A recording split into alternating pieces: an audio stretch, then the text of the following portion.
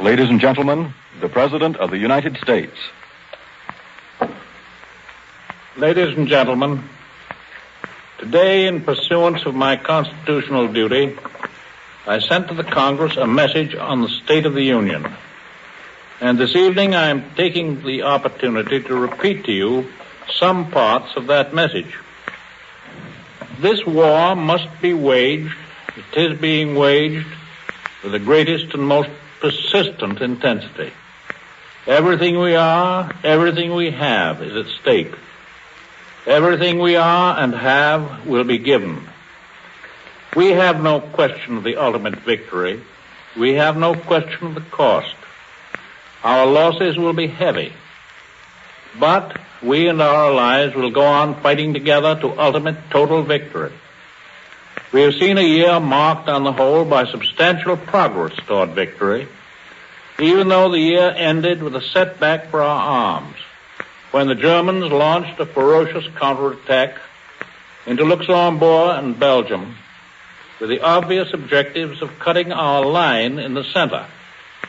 Our men have fought with indescribable and unforgettable gallantry under most difficult conditions.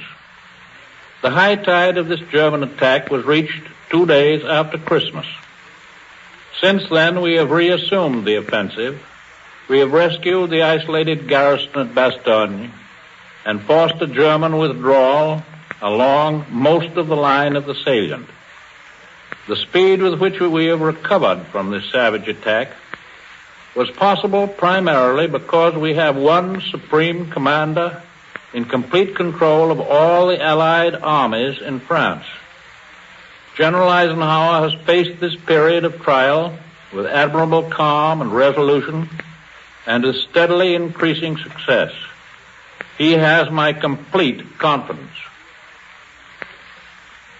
Further desperate attempts may well be made, and are being made, to break our lines, to slow our progress. We must never make the mistake of assuming that the Germans are beaten until the last Nazi has surrendered. And I would express a most serious warning against the poisonous effects of enemy propaganda. The wedge that the Germans attempted to drive in Western Europe was less dangerous in terms of winning the war than the wedges which they are continually attempting to drive between ourselves and our allies. Every little rumor which is intended to weaken our faith in our allies is like an actual enemy agent in our midst, seeking to sabotage our war effort. There are here and there evil and baseless rumors against the Russians, rumors against the British, rumors against our own American commanders in the field. And when you examine these rumors closely, you will observe that every one of them bears the same trademark, made in Germany. We must resist this propaganda. We must destroy it with the same strength and the same determination that our fighting men are displaying as they resist and destroy the Panzer divisions. In all of the far-flung operations of our own armed forces, on land and sea and in the air, the final job, the toughest job, has been performed by the average, easygoing, hard-fighting young American who carries the weight of battle on his own shoulders. It is to him that we and all future generations of Americans must pay grateful tribute. But it is of small satisfaction to him to know that monuments will be raised to him in the future. He wants and he needs, and he is entitled to insist upon, our full and active support now. Although unprecedented production figures have made possible our victories, we shall have to increase our goals in certain weapons even more. Our armed forces in combat have steadily increased their expenditure of ammunition, for example. As we continue the decisive phases of this war, the munitions that we expend will mount every day. I shall not go into the details of war production, and the requirements of war materials. They are contained in the message that I sent today, and I hope that many of you will have an opportunity to read that in full. But there is one very human need that I do want to mention. We need 20,000 more trained nurses for our Army and Navy. Those nurses that we have are rendering gallant service to our sick and wounded men. But they have been called upon to do more than their share. More than 1,000 nurses are now hospitalized themselves, and part of this is due to overwork. At Army hospitals in the United States, there is only one nurse to 26 beds instead of 1 to 15 beds as there should be. Since volunteering has not produced the number of nurses required, I asked the Congress in my message to amend the Selective Service Act to provide for the induction of registered nurses into the armed forces. The need is too pressing to await the outcome of further efforts at recruiting. However, I urge registered nurses throughout the country, and there are several 100,000 of them, to volunteer immediately for this great service. The only way to meet our increased needs for more weapons and new weapons is for every American now engaged in war work to stay on his job, his war job. For additional American civilians, men and women, not now engaged in essential work, to go out and get a war job. Workers who are released because their war production is cut back should get another war job where war production is being increased. I think that this is no time to quit or change to less essential jobs. There's an old and true saying that the Lord hates a quitter, and this nation must pay for all those who leave their essential jobs, for all those who lay down on their essential jobs for non-essential reasons. And that payment must be made with the life's blood of our own sons. Last year, after much consideration, I recommended that the Congress adopt a National Service Act as the most efficient and democratic way of ensuring full production for our war requirements. But this recommendation was not adopted. So I have again called upon the Congress today to enact this measure for the total mobilization of all our human resources, men and women, for the prosecution of the war. I urge that this be done at the earliest possible moment. It is not too late in the war. In fact, bitter experience has shown that in this kind of mechanized warfare, where new weapons are constantly being created by our enemies and by ourselves, the closer we come to the end of the war, the more pressing becomes the need for sustained war production with which to deliver the final blow to the enemy. There are three basic arguments for a national service law.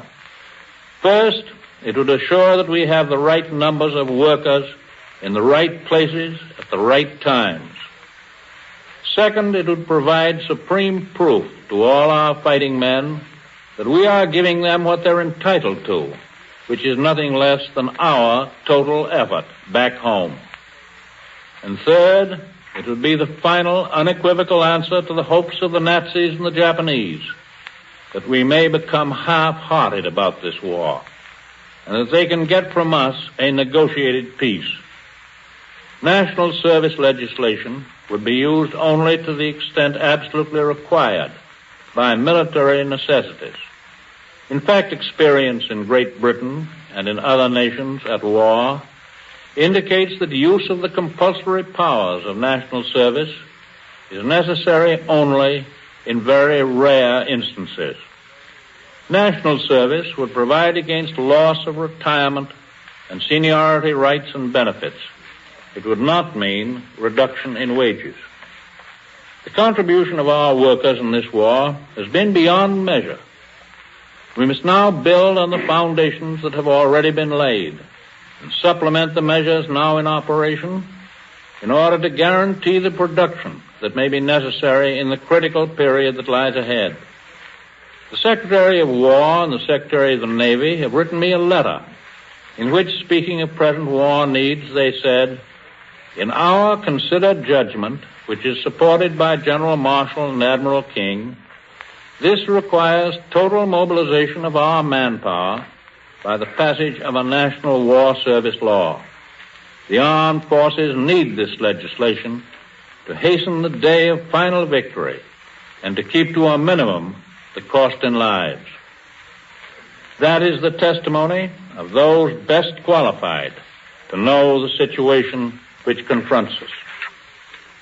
Pending action by the Congress on the broader aspects of national service, I have recommended that the Congress immediately enact legislation which will be effective in using the services of the 4 million men now classified as 4F in whatever capacity is best for the war effort.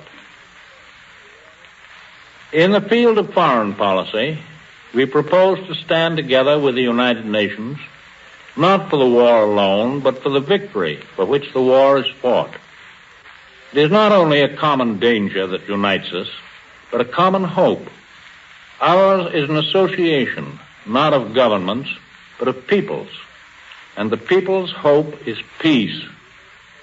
Here as in England as in Russia as in China, in France, and through the continent of Europe and throughout the world, wherever men love freedom, the hope and purpose of the people are for peace, a peace that is durable and secure. Now, it will not be easy to create this people's peace. We have seen already in areas liberated from the Nazi and the fascist tyranny what problems peace will bring. And we delude ourselves if we attempt to believe wishfully that all these problems can be solved overnight. The firm foundation can be built, and it will be built. But the continuance and assurance of a living peace must in the long run be the work of the people themselves. We ourselves, like all peoples who have gone through the difficult processes of liberation and adjustment, know of our own experience how great the difficulties can be. We know that they are not difficulties that are peculiar to any country or any nation. Our own Revolutionary War left behind it, in the words of one American historian, an eddy of lawlessness and disregard of human life. Why, there were separatist movements of one kind or another in Vermont and Pennsylvania and Virginia and Tennessee and Kentucky and Maine. There were insurrections, open or threatened, in Massachusetts and New Hampshire. We worked out for ourselves these difficulties as the people of the liberated areas of Europe, faced with complex problems of adjustment, and over a period will work out their difficulties for themselves. Peace can be made and kept only by the united determination of free and peace-loving peoples who are willing to work together, willing to help one another, willing to respect and tolerate and try to understand one another's opinions and feelings. In the future world, the misuse of power, as implied in the term power politics, must not be a controlling factor in international relations. That is the heart of the principles to which we have subscribed. In a democratic world, as in a democratic nation, power must be linked with a responsibility and obliged to defend and justify itself within the framework of the general good. After our disillusionment after the last war, we gave up the hope of achieving a better peace because we had not the courage to fulfill our responsibilities in an admittedly imperfect world. We must not let that happen again, or we shall follow the same tragic road again, the road to a third world war. We can fulfill our responsibilities for maintaining the security of our own country only by exercising our power and our influence to achieve the principles in which we believe and for which we have fought.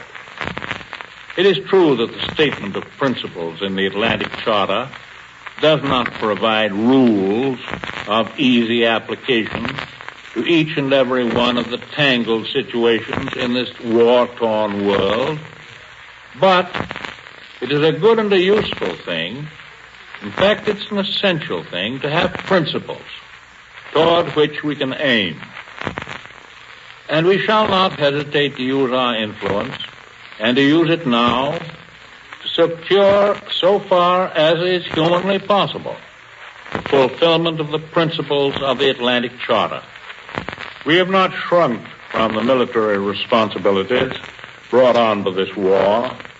We cannot and will not shrink from the political responsibilities that follow in the wake of battle.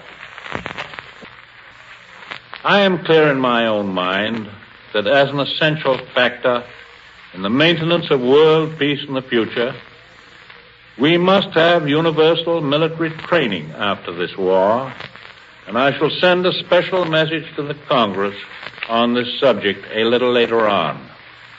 An enduring peace cannot be achieved without a strong America, strong in the social sense, strong in the economic sense, as well as in the military sense.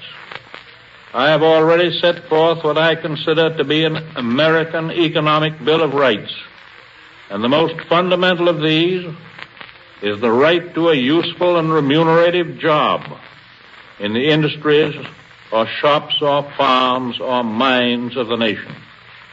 In turn, others of the economic rights of American citizenship, such as the right to a decent home, to a good education, to good medical care, to Social Security, to reasonable farm income, will, if fulfilled, make major contributions to achieving adequate levels of employment.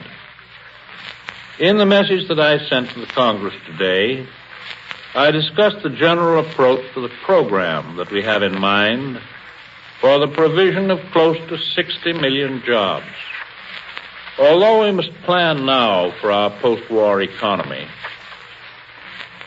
and enact the necessary legislation and set up the appropriate agencies for reconversion from war to peace and lay the foundations for that transition period, all of which we are doing now, it is obviously impossible for us to do anything which might possibly hinder the production for war at this time, when our men are fighting on the frontiers of Germany and dropping bombs on the war industries of Japan.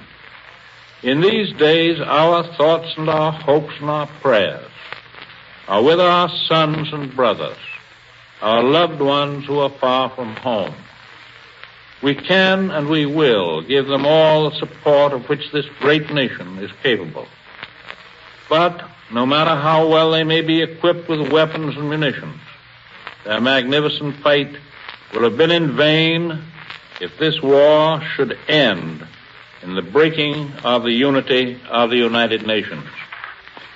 We need the continuing friendship of our allies in this war. Indeed, that need is a matter of life and death. We shall need that friendship in the peace. I quote from an editorial in the Stars and Stripes, our soldiers' own newspaper in Europe. For the holy love of God, let's listen to the dead. Let's learn from the living. Let's join ranks against the foe. The bugles of battle are heard again above the bickering. That is the demand of our fighting men. We cannot fail to heed it. This new year of 1945 can be the greatest year of achievement in human history. 1945 can see the final ending of the Nazi-fascist reign of terror in Europe. 1945 can see the closing in of the forces of retribution about the center of the malignant power of imperialistic Japan. Most important of all, 1945 can and must see the substantial beginning of the organization of world peace. For we all know what such an organization means in terms of security and human rights and religious freedom. We Americans of today, together with our allies, are making history. And I hope it will be a better history than ever has been made before. We pray that we may be worthy of the unlimited opportunities that God has given us.